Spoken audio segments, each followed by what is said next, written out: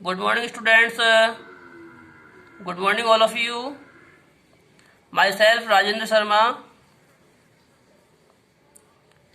देखिए बेटा, इस वीडियो में हम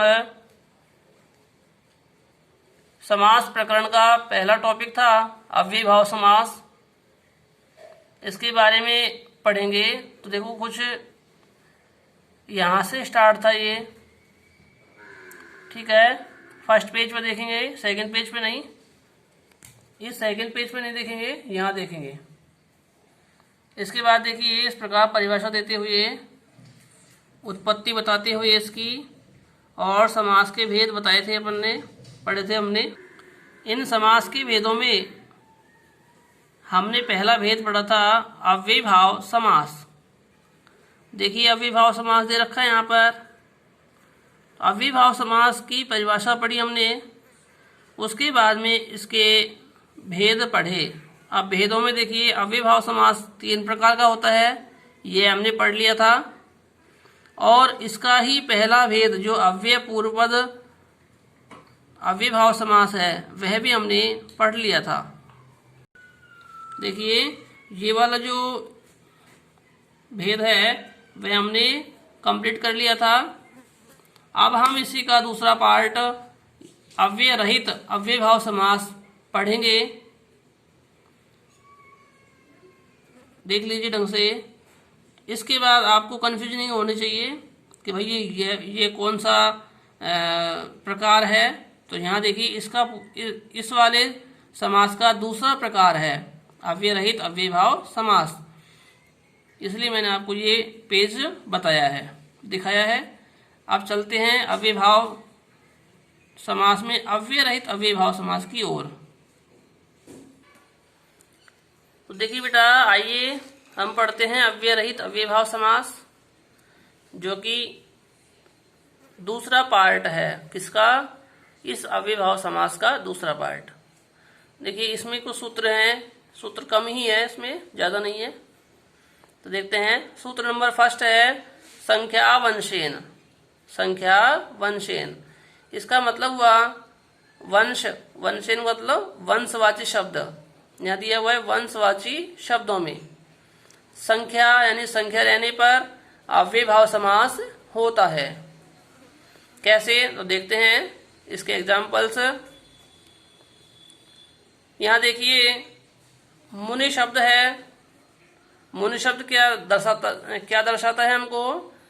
कि कोई वंश है, मुनियों का वंश है, ठीक है। वंश का मतलब आप जानते ही हैं, कुल या परिवार, ठीक है। इससे संबंधित जो है वह वंश कहलाता है।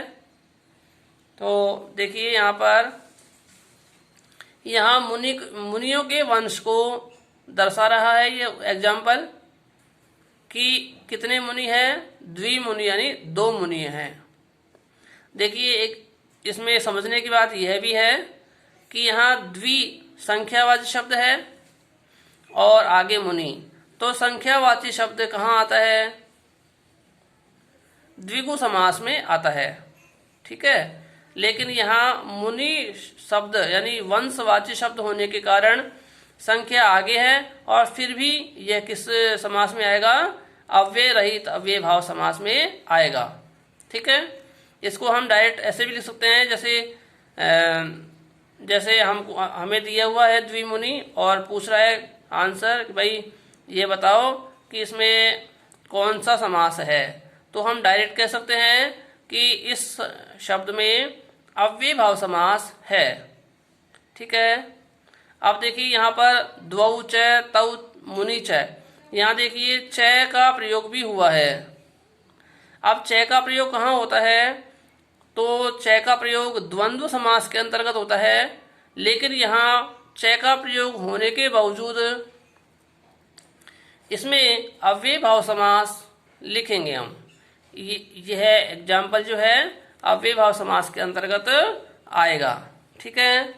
तो इसमें कंफ्यूजन नहीं होना है, ओनली मुनि शब्द ध्यान रखना है हमको। मुनि शब्द के आगे कोई सी भी संख्या आ जाए तो सीधी सी बात है, वह समास कौन सा है? अव्ययीभाव समास है। अव्ययीभाव समास का एग्जाम्पल होगा, ठीक है, तो इसका देखो फिक्स है द्विमुनि, तो इसका समास विग्रह हो जाएगा द्वौ च तौ मुनि च। इसके बाद त्रिमुनि है, तो देखो त्रयो मुनयः।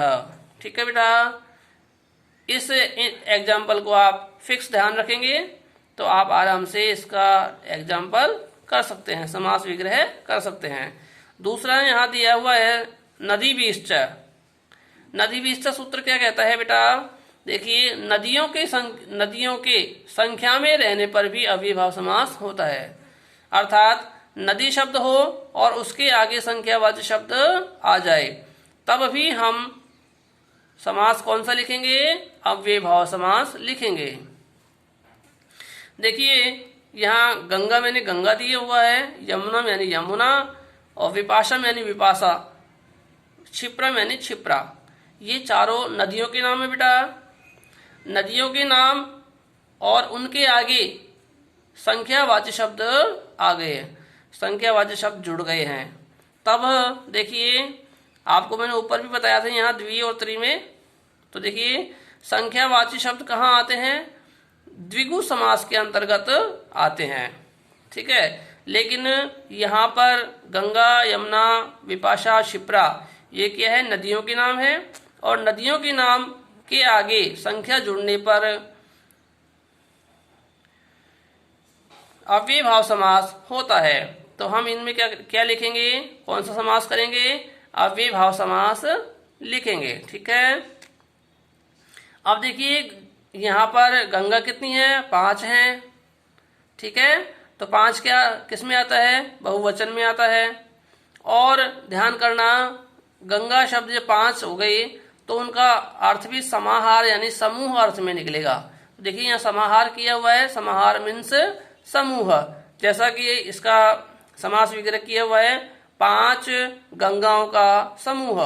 ठीक है, तो इसी प्रकार से हम देखेंगे पंच में जब षष्ठी का बहुवचन लगाएंगे तो पंचानाम होता है, गंगा में षष्ठी का बहुवचन गंगा नाम होता है, और समाहार यानी समूह के जो अर्थ में यह समास होगा। ठीक है बेटा, उसी प्रकार से द्वियमनम द्वयोः यमुनयोः, देखिए विभक्ति षष्ठी ही है लेकिन यहाँ द्वि यानी 2 है, इसलिए द्विवचन में इसके रूप चलाएंगे, तो बनेगा द्वयोः यमुनयोः। यहाँ देखिए सप्त विपाशम, यहाँ क्रॉस किया हुआ है मैंने, तो नीचे वाला इसका समास विग्रह देखेंगे।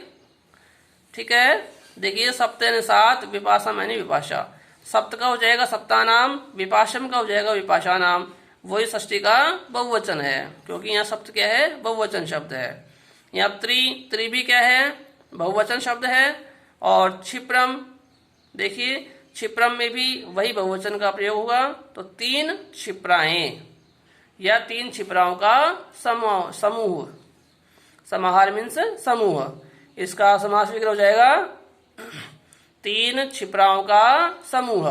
तो इस प्रकार से कुछ ध्यान रखना, मुनिवाची शब्द हो यानी वंशवाची शब्द हो या नदीवाची शब्द हो, तो उनमें आगे संख्यावाची शब्द होने पर भी द्विगु समास न होकर के अव्ययीभाव समास होगा।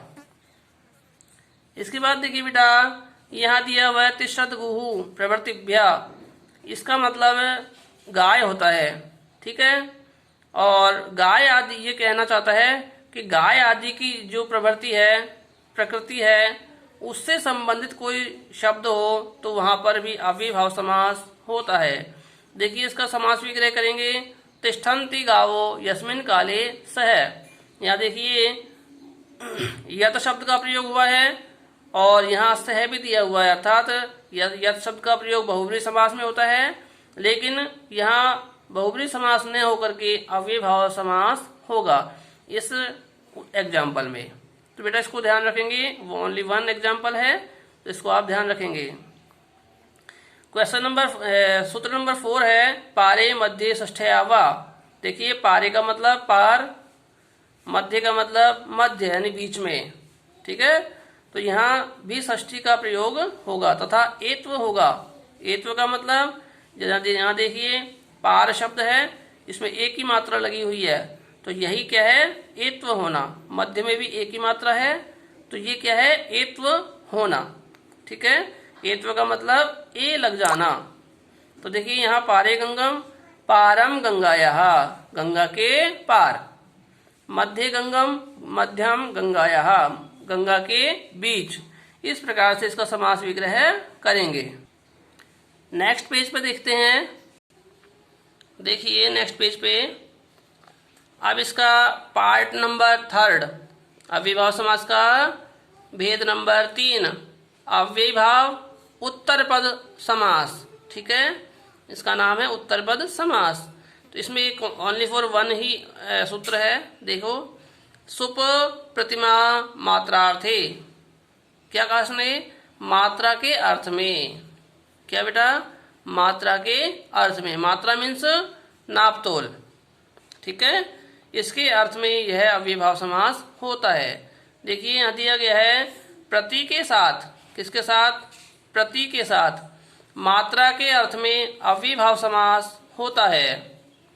ठीक है बेटा, देखिए यहाँ दिया हुआ है शब्द प्लस प्रति, यानी आगे तो क्या होगा, शब्द होगा, और पीछे क्या होगा, प्रति, उपसर्ग होगा। तो यहाँ पर देखिए उपसर्ग कोई सा भी, और आगे मात्रा के अर्थ में कोई शब्द हो, तो वहां पर अव्ययीभाव समास होता है।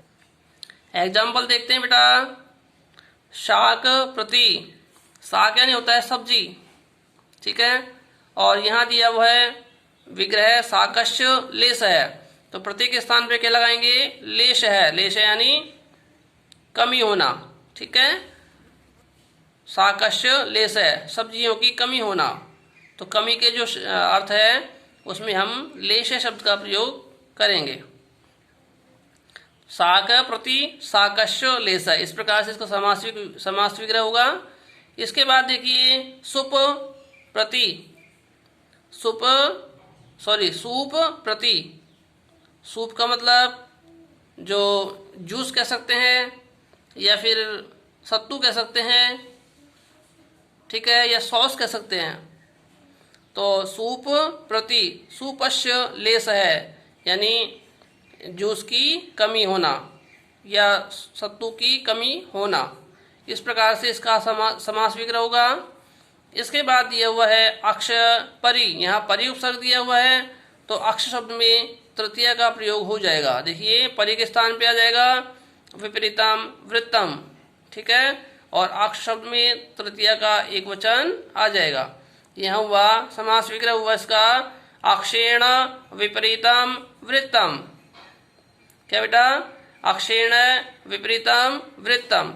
तो बेटा इस प्रकार से हम इस वीडियो में कंप्लीट करेंगे इसको। अब हमारा यहाँ पर अव्ययीभाव समास कंप्लीट हुआ।